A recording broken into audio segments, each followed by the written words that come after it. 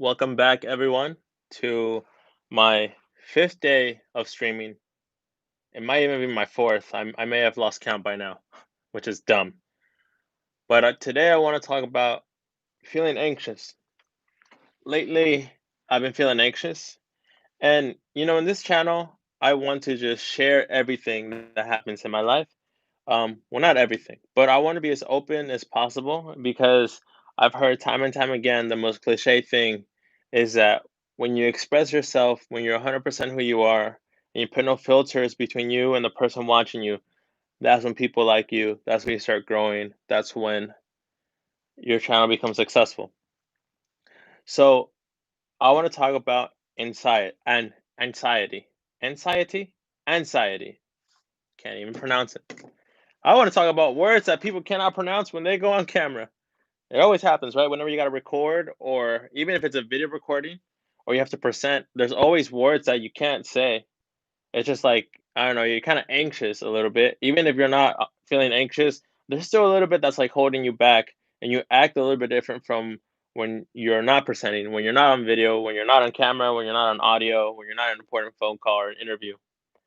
But anxiety, I've been feeling it. Not as much as some people have felt it, not as much as I felt it before. I've had some times when I remember one time in Austin, I was taking medication for depression and anxiety. It was probably like 4 years ago, maybe even five. And I was learning how to drive. See, I'm 25 now. Damn, 25. Probably like 5 or 6 years ago because I was driving in Austin for the first time. I'm not from Austin, but I was driving in Austin for the first time. And in Austin, there's a lot of bicycle. There's a lot of people in bicycles. There's a lot of people walking. Austin is weird. I mean, that's like their slogan. That's what they like to call themselves. Keep Austin weird. So it's different from other cities in Texas, especially Texas. There's a lot of people in bicycles, and there's a lot of parks. So when you're driving, first of all, the highways are different than San Antonio's. So I live in San Antonio. They're different than the ones in San Antonio where there's tolls. Like you can go on the highway and you can take the fastest route and they will charge you later by mail or through an app or something. Like they'll charge you, which here in San Antonio we don't have. And it's frustrating because you go on your phone and you want to put no tolls, and then if you take the wrong turn or the wrong exit, then they're gonna charge you like this $2 or whatever. And it kind of gets you mad because you do not want to pay anything more than you have to go from point A to point B.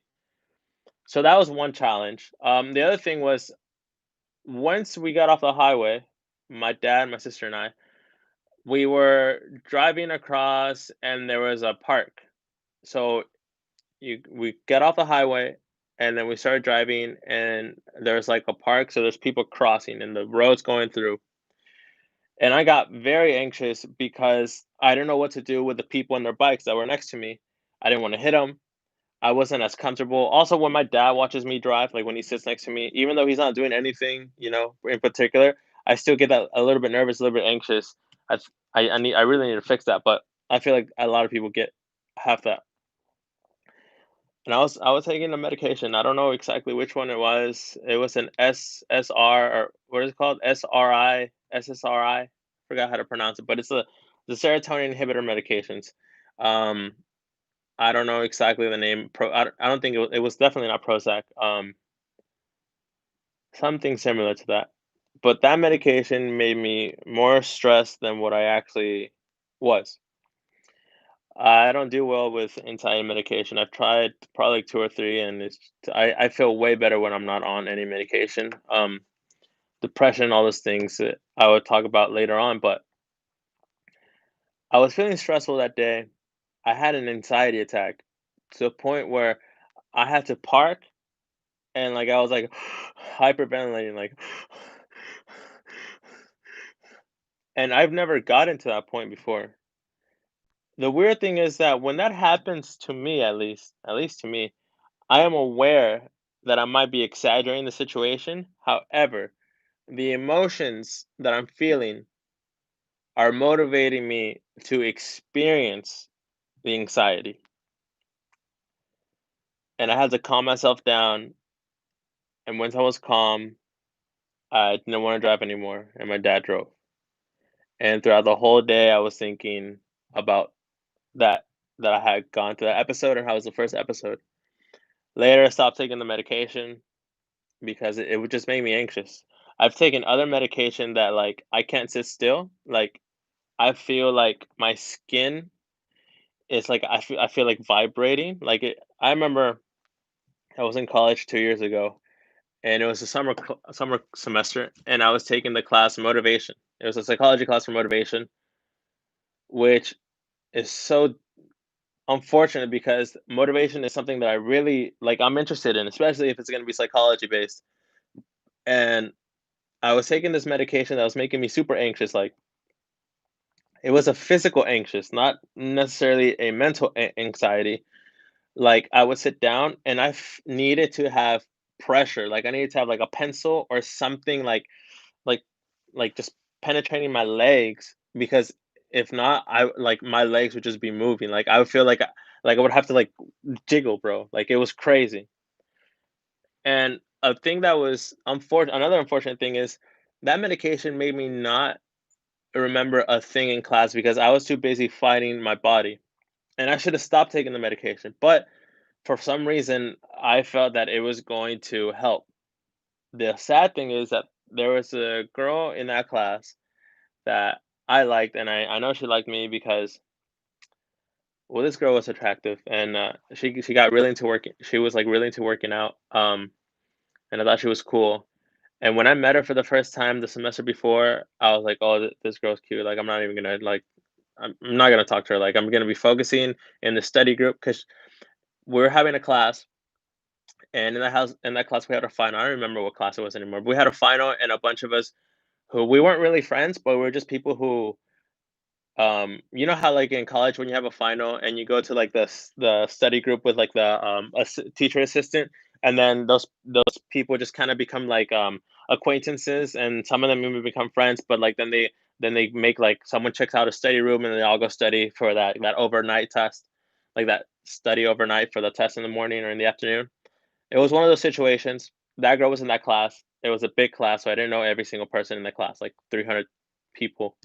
Um, and she was in that class, and she brought her dog. And I I knew she was attractive, and in that point in my life, I was like, I'm not even gonna try to talk to this girl because she probably has a boyfriend, or she's gonna reject me, or why even put in the effort? I have to focus in this school. So I was making it my goal to not talk to this girl.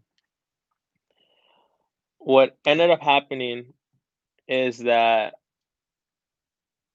I guess she ended up liking me, which I was very surprised because I guess like out of my league, but out of my league, I think it's like a mental thing. Obviously, some people are out of people's leagues, like someone who hangs out with Jake Paul, like one of those Instagram models. They're not gonna hang out with me. Like I'm not like unless I'm in the vibe and the environment and the community with those people hanging out. Maybe I can hang out with them, but if I'm just walking on the street, like I can use my personality, but I'll laugh, I'll build good interaction, but it's not gonna go anywhere because it's a different league. So leagues do exist. Thing is, just like anything in life, you can work towards something, you can move up, especially when these out of my league things are things that are just having to do with socioeconomic status and success. So I felt this girl was out of my league, and I didn't want to talk to her. I went out of my way to ignore her, but it turns out she liked me, and I was very surprised because I was like, "What? Like girls like this don't go out with me, or they're not interested in me." But I think we had one more night where we studied together, and, like, we studied super late, and, like, I ended up, like, hanging out with her at her place afterwards. We didn't do anything, but we were just hanging out, and then we went back, and we took the test. Couple months after, like, semester later, she hit me up on Snapchat because I would always post funny things on Snapchat, and she wanted to hang out with me. She wanted to go, like, on a coffee date, and at that time, I was taking medication for anxiety that I was not even thinking, like, straight. I was like, "Oh, I'm gonna go hang out with this girl, and okay." And it was a really, like, fun date. but I never texted her back. I never sent her a Snapchat or anything like that. When I came back to that summer semester and I was on a different medication that was horrible, the one where like I felt like I needed to put pressure on my legs because I couldn't stop moving, she was in that class. And now my mind was like, okay, this girl likes me, so I'm gonna try to talk to her or like hang out with her. That medication got me feeling so out of touch that it was almost like a zombie mode. And I saw, as I reflect on that semester now, I saw her like not want to be around me anymore.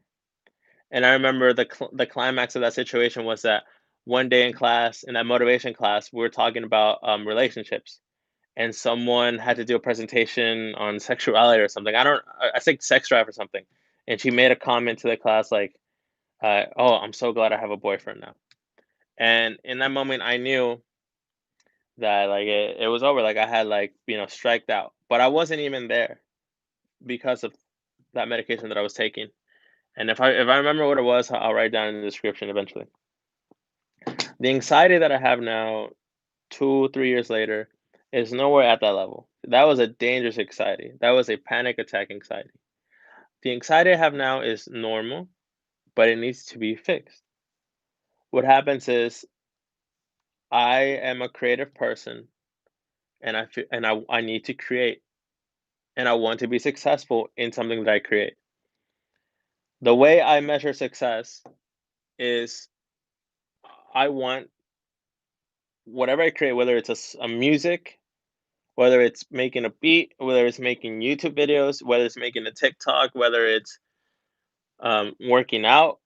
Working out's kind of different, but when the other things that I mentioned, I want my artwork, my creation, to be recognized, and I want people to actually like it and ask for more.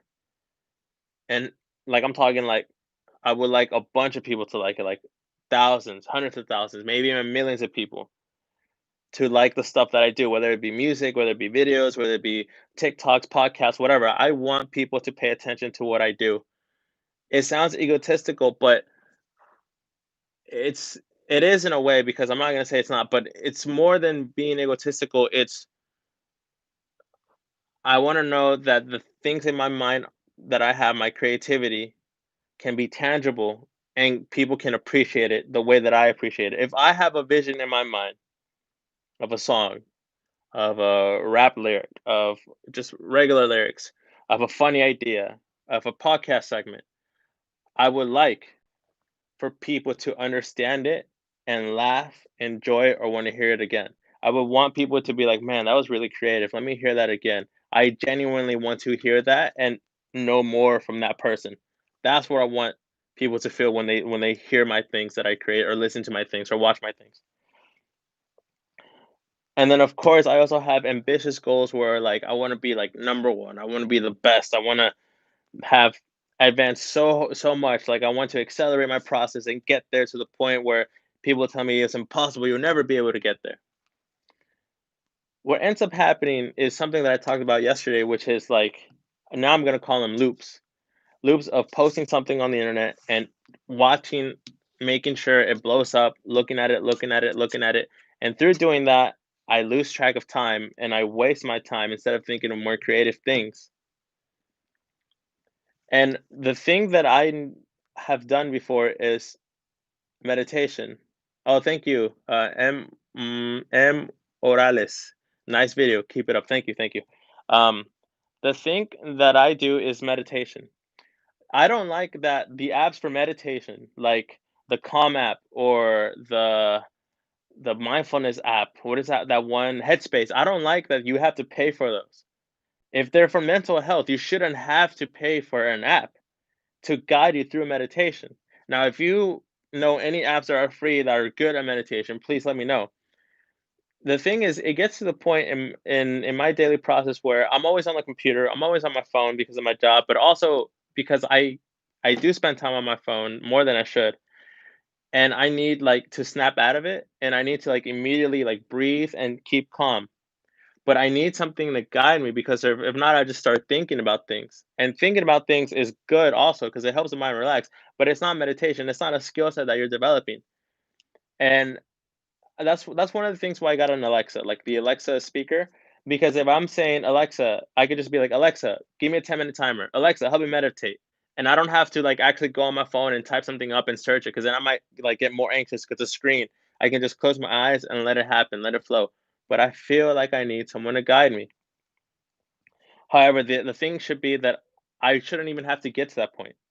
Meditation should be something that you do as a routine to prevent you from having to doing it as an extreme. And I oftentimes think that if a person were to meditate, they will develop their cognitive abilities, which is kind of true if you look at the research, and they'll be able to have more discipline when it comes to spending too much time on things that provide dopamine. It's like a dopamine depletion. And then the only way to get rid of it is a dopamine fast, which is like you just give up your phone, you give up your headphones, you give up all that. I was thinking today how these AirPods could also be negative because if they have this noise isolation, which now that I'm thinking about it, you can switch off the noise isolation. But if they have the noise isolation, you're constantly hearing white noise. Even if you can't detect it, it's happening. And that might be something that like blocks you from being able to think straight. Because it's there the whole time. Because a lot of times you have them on and you're listening to music, and then you just leave them on because they're kind of comfortable sometimes, and you don't realize that you're having this like noise in your head. Music in the car, music when you're walking in the store, and you pause the music when you I gotta ask a question or you gotta pay, and then you put that back the music, and then you get back in your car, and then you switch from Bluetooth to the car, from the headphones to Bluetooth to the car, and then it's like, do I want to watch a video? Do I want to listen to music? Oh, should I change the song? Should I look at a podcast? What about the news? What about Twitter? All that loop of information of what is it? It's like that loop of stimulus reminds me of my dog. It reminds me of my dog Bruno. My dog Bruno, when we first got him, we had two options: his brother or him.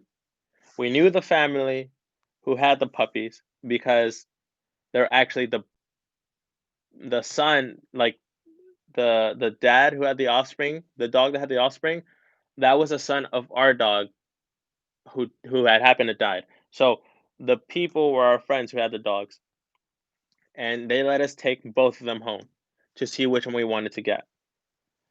The dog Bruno, which is the one we have now, was smaller, and he was very timid and very quiet, but he looked really cute, and he is really cute. I'm not gonna lie, he's a very cute dog. Anyone who sees my dog, he's cute. But he was small and he was anxious. Until this day, he is an anxious dog. He will bark whenever someone rings the doorbell or knocks. When we're not home, he runs upstairs and stares at the window until we get back. When we put him on a leash, he chokes himself on the leash. He wants to go as fast, as far as he can. He's always like this. He barks at everything. We take him to a dog park, and we can't even take him to a small dog park because he'll attack the small dogs because he attacks the big dogs. He doesn't care the size of the dog. He'll go after it. And the crazy thing about dog parks is dogs like understand. Like you take them to a dog park and I guess they know like, oh, this is no one's territory. So I'm not even gonna fight for this whole territory thing. And they're just chilling. And my little dog Bruno is barking, barking, barking at all the dogs, any size of dog. Like he doesn't care, bro. It could be a husky, it could be a pit bull. He will go hard at them. He would just bark, and he doesn't calm down. So when I walk him, because he's an inside dog, we're fixing our fence so he can be an outside dog. But small dogs can go through the cracks. So we gotta be careful. So when we walk this dog, apart from him being like super tight on the leash, I can see that his ears and his face is like there's so much stimulus outside. Like he hears the cars on the highway far over there. He hears the other dogs. He's smelling like other dogs who have urinated, who have like crapped, who like pooped. He's like smelling like the grass, the flowers, the bugs are going by, maybe the neighbors, the houses. He's super a lot of stimulus. And the only way that we can calm him down is by having him be outside more so he can get used to that type of stimulus. That reminds me. of me and people on their phone and on the computer. There's so much stimulus. If we're talking Instagram with dopamine, if we're talking YouTube with trying to see information, if we're talking about Twitter with trying to get the latest updates on whatever thing we're interested in, if we're talking about like dating apps, if we're talking about news, all that constant information, the ability that you can look anything up on your phone on Google and learn about anything or be entertained. There's no more true boredom. The boredom that comes is a boredom of not having the dopamine in your system. And that stimulus, I relate to my dog who goes crazy when he goes outside because he's not an outside dog. So I think what sets people apart from those who have a discipline not being on their phone and those who are addicted to being on their phone? For me, the thing is, I want to be successful in things that are social, the things that are social medias, because that's the way I can reach people. I want my ideas to be known and I want people to appreciate them and ask for more ideas, more creativity, more whatever media I'm producing. I want that to happen. But I get stuck in trying to see if people are having a good reaction to it or if my message if it's even being promoted by any of the thing that I'm posting it in. And it keeps me in a loop where feel like I have to be hooked in. Kanye West says in his song, "Do you have the power to let things go?" Right, in the song "Power," which I think that's a very beautiful song. It's like a work of art. But he says, "Do you have the power to let things go?" Right, or do you have the power to let power go? I think that's the actual line, and that's one of the hardest powers, the power to let power go, because in that essence, it's like it's like being super smart. You know how like some people when they're smart, they will not argue. Even if they know they're right, they will stay quiet because they know if they go into the argument to try to correct the person, they will just lose time. So they'll rather act ignorant or let someone teach them something, even if they already know, even if they know it's incorrect, because it's not worth debating. It's not worth the argument. The power to let power go takes a lot of willpower because you feel like there might be power in always being connected to your phone, always listening to music, always watching information, always being the first one to know about this. But if you have the power to let things go, your mind will be clear. If you want to think about religiously,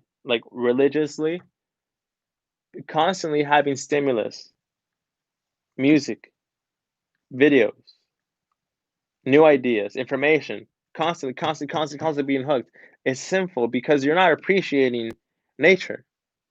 You're not appreciating what life actually is because you're looking at things through a phone. And then you're damned if you know this like I do and you don't change your ways. Changing your ways is one of the hardest things ever. I remember I think it was in my behavior psychology class when I was taking it at UTSA, we had the professor, he was a bald professor. He was young, but he was bald, and he was really smart. He was actually the professor who was in the committee to select students to go into the PhD program. And his class was very interesting. We talked about Pavlov. We talked about all like the animal behavior. It was behavior psychology. We talked about animal behavior and the whole I forget because there's a lot of information. Like the whole like what makes something addicting, like when it comes to gambling, when it comes to social media, it's like the different types of like random like positive stimulus, negative stimulus. We talked about all that. And the book, I wish I can get that book because that book was worth keeping because you rented it when you're in college. That class was really tough, and it required a lot of studying, a lot of reading. It like the amount that you're required when you're in grad school, like I am now. And after the first test, because I think it was like a grad school type class, like 2 tests and that's it, like homework assignments, like barely, but it was 2 tests. And after we took the first test, a lot of people got like C's. I think I got like an 80, maybe even an A, but that was because like I really tried. He had like a moment in class where he talked about the grade you got now, if you're not satisfied with it, the only way to be successful in this class is to actually change, actually go and study, actually read consistently every day, actually put in the effort. The problem is that people don't want to change. They want to continue the same habit. And it was crazy because this was a behavior class from the professor who picks people for the PhD program, talking about study behavior, talking to college students, and it was like a very like truthful moment, like a moment in when your college experience where he says that. I know a lot of people felt that. Some people probably forgot about it. Some people remember it and then they haven't talked about it, and maybe now is the only time that that day, that moment in life has been mentioning to this little recording that I'm doing, this live stream. And that's applied to everything. If I just sit here and say, this is problems I have and this is what's going on, but I don't change it. I don't actually put an effort to change. I will be stuck like this forever. I feel, and I don't know if there's any theory to this, any study to this, but I feel like the more a person talks about their awareness of something, even if they can't change it, eventually they'll be able to get like the more I write, like let's say right now, this example, right? Phone addiction, stimulus addiction. If I'm talking to you right now and I'm telling you I'm addicted to this and I'm working on it, and I know I'm failed, but I'm going to get through this, and I need to change. I need to change every day. That's one level. If I also write it down, that's two levels. If I read information about how to change habits, that's three levels. The fourth level will be actually doing it. The more repetitively you tell your mind that you're aware of something that needs to change and that you're going to start implementing change, the easier it will be to change those bad habits. That's my opinion. I don't know if there's any research behind it, but I'm pretty sure there is from my background in psychology, my little grad school incomplete ass like I like knowledge of psychology. So if anyone out there is watching and they have any tips, any advice on what helps you break habits, please share this information with me and share this information with other people. Because one vision that I have, one vision that I have with these videos is that I'm going to be consistent with it every day as much as I can. And I think about Mr. Beast. And I thought about this before Mr. Beast blew up, but think about Mr. Beast. He had videos that he scheduled to be released years from now, right? I think he had one 4 years from now, 5 years from now. I don't know if he had one. He probably has one 10 years from now, or maybe even 20 years from now, maybe even 100 years from now. I don't know if that will show up. But in these videos, he didn't have the 30 million people that he has now subscribers. He probably had like, I think some of them he had like 1,000. And he talked about his life, like, oh, this is where I want to be by the time this video gets released. Hopefully, if my goals are correct, I'll have 1 million subscribers by then. And then I think in one of the videos he was talking about hopefully by this time, this video is released, I'll have 1 million subscribers. Hopefully. But I gotta study for this exam that I have to take tomorrow. But I wish and I pray or whatever that by the time this video gets released, I'll have 1 million because then I won't even have to worry about this test and I won't have to go into college. Right? That was the video.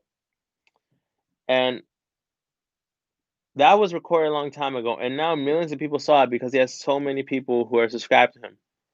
And if you go down to his first uploads, there are probably videos that when he uploaded them, he probably got like 20 views, 50 views. And then when he started blowing up, those other videos that he was blowing up with probably got like thousands of views, maybe hundreds of thousands. But those beginning videos still 20 views, like no views. Now that he has 30 million, there has to be a significant amount of people who go look at his very old videos just to see the transformation process. And now you have people who are actually watching. Now those videos have hundreds of thousands, maybe millions of plays. And they're the first videos who, for the longest time, only had like 20 views.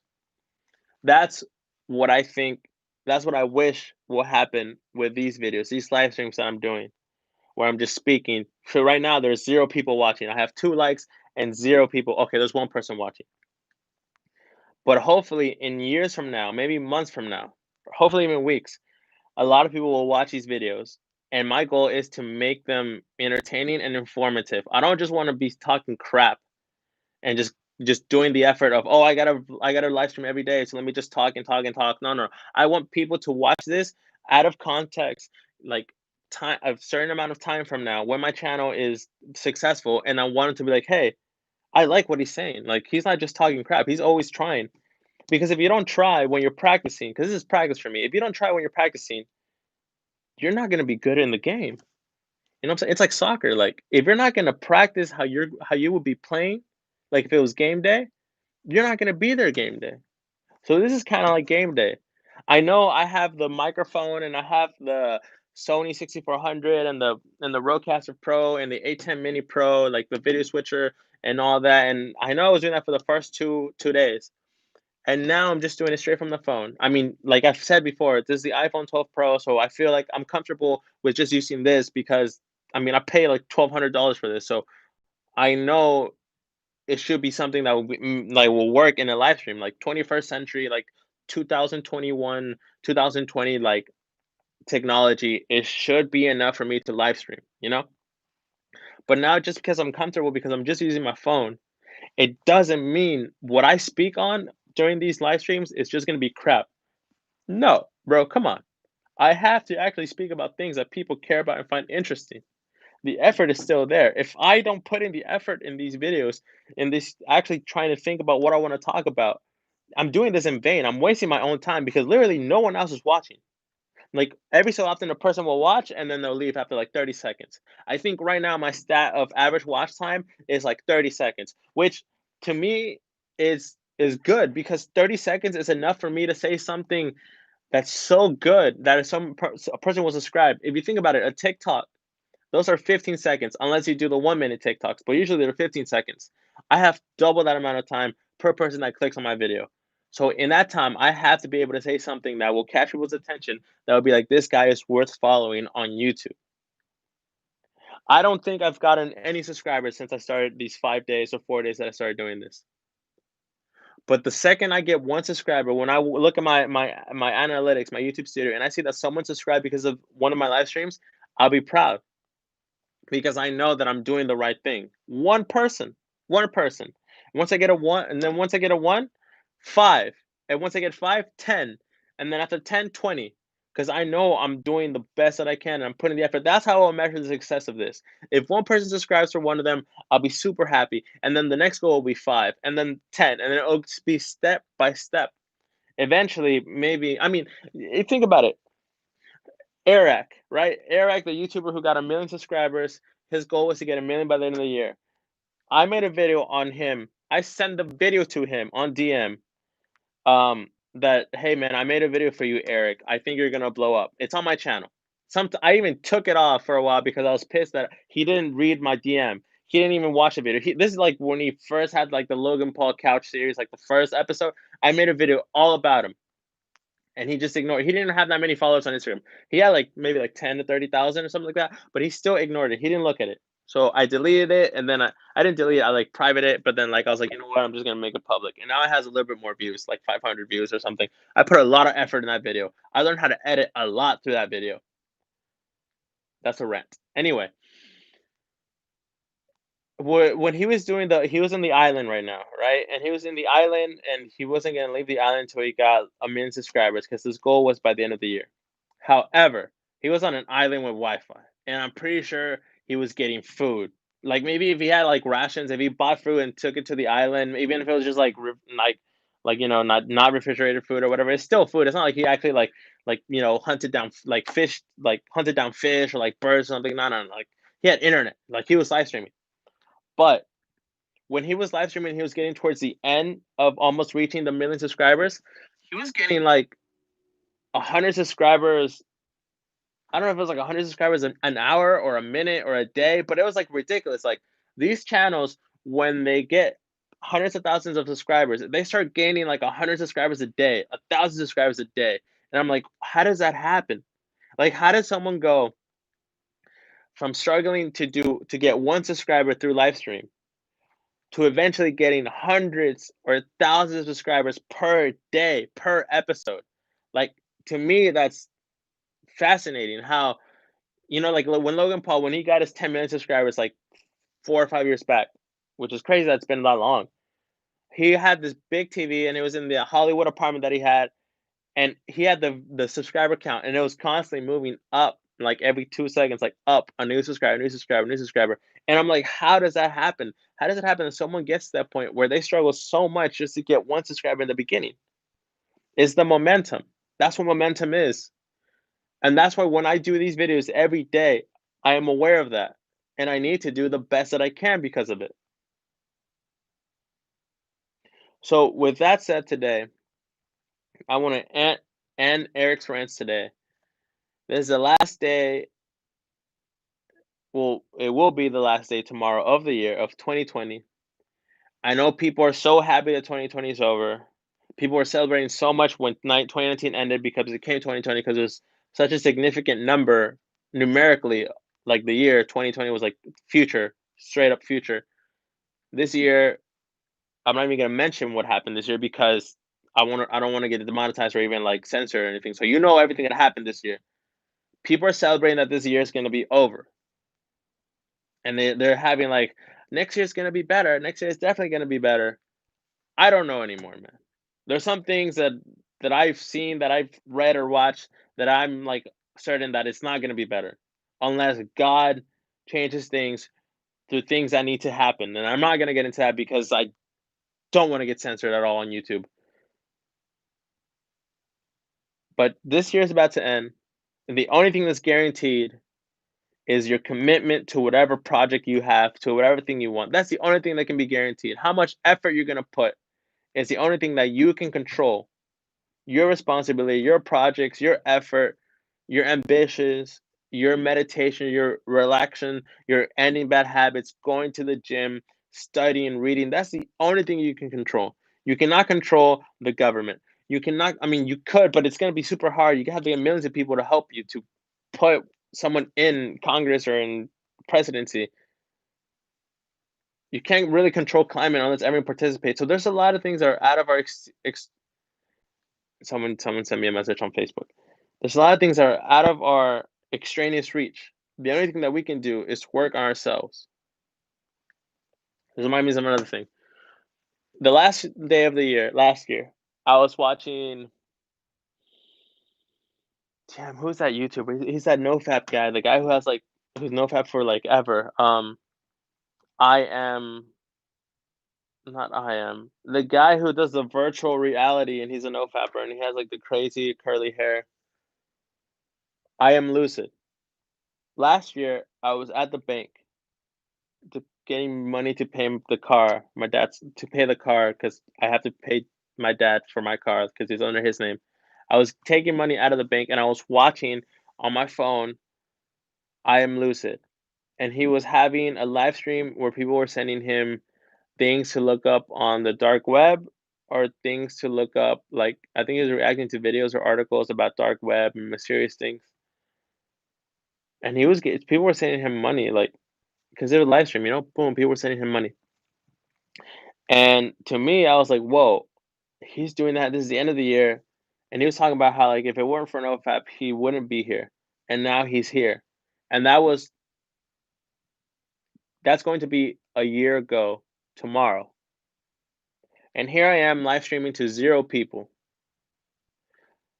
So I want to see how much I can get a year from now, tomorrow. Because a year from now, tomorrow, like last year, I was watching someone who've made it. Like that's his dream was to be a YouTuber, and he's like he's a YouTuber because of NoFap, but then he went to conspiracies, and then he went to like virtual reality, and like this it just seems like how do you get like money through live stream because of that? Like it seems like there wouldn't be that big of an audience. Anything that you want to do is possible if you're consistent enough. Another thing that I remember is last year when everyone was putting up the Spotify numbers and their Spotify throwbacks or the yearly Spotify thing. I have a podcast that I have with my friend because we pay for like a subscription on to be on Spotify. I posted the stats and I said next year we will have X amount of views. It was like a ridiculous amount. It's about to be a year of the Spotify Wrap already happened, and we probably didn't go up much, like, at all. But this year is gonna be different, this next coming year, and it's not because 2020 is gonna be over, it's not because the next year is gonna bring better things. No, it's because I'm starting to realize that I have to do things by myself, and I have to actually put in the commitment to do things. And whoever's watching right now, that you I hope that this video motivates you in any way, any fashion. I hope you get any insight. If you won't get it from me speaking right now, because you're like, this is a nobody, hopefully you'll get it when this channel becomes successful and you listen to what I just said and you're like, wow, I saw someone who was a loser become someone who worked hard enough to get his goals, who some people thought were never going to happen. And I wish whatever I say just motivates you guys. So thank you so much for watching today's Eric's Rants, episode 4 or 5. I forgot. I'm so dumb like that. Happy New Year tomorrow. Don't look at yourself as a loser or a nobody. Bro, I said that because I'm like, I wonder if when I say that, someone's gonna say something about that. That's funny. That's funny. Thank you for the motivation. You're right. You deserve growth. Thank you. Thank you. Thank you so much. Um, HYZ. HYZ. I don't know what does that stand for. I'm dyslexic, so like that like letters throw me off so much. I think if you commented before on these live streams, so thank you so much, man. Um, how did you subscribe to this channel? Did you subscribe from a podcast that I did with my friend, from one of the meme videos, or from like the Joe Rogan video, or from the live stream? If you can comment that right now before I end this live stream, would be nice. If not, I'll see you next time you pop up. If you ever wanna, like, join the live stream in some way, we can arrange that. I have, like, all the equipment to do it. Right now, I'm just doing it on my phone, but I do wanna start ins live streaming with other people because I wanna have conversations with people. I don't just wanna be able to speak forever and ever, even though the skill that I wanna develop is being able to speak forever and ever and being entertaining. Just love the video you made, couldn't look away. Which video was it? Do you know which video it was? Was it like, a meme video? Um, yeah. Alright, well, I'm gonna end this live stream. It's been 42 minutes. All I needed to do was 40, because that's how you develop a skill, doing 40 minutes every day for 30 days. So thank you so much for watching, everyone. Thank you so much for the likes. Hopefully, I get a subscriber eventually. Lots of love. Keep producing. Get into music. Yes, video with Joe Rogan. Okay, yeah. See, the Joe Rogan videos, those videos, like they got me followers, but also they got a lot of hate because people were saying like I was mooching off Joe Rogan, and they're saying that like I fell off, and they're saying that you're making money off Joe Rogan, which is total lie because I made no money through those Joe Rogan videos, which is kind of sad because I saw the amount of views I got from the 5 million, like almost 5 million views from that Joe Rogan debate video, and I calculated how much I would get, and it was like $4,000 that I would have gotten, or something like maybe even like eight that I would have gotten from that video, and I didn't get a cent because it wasn't my material. All I got was a bunch of followers, thousands of followers, who now don't watch my videos because I'm not Joe Rogan. They thought it was gonna be a Joe Rogan compilation channel. So thank you so much for watching. Joe Rogan isn't worse off. Don't worry about it. You're funny. All right. We'll see you guys later. Thank you for watching.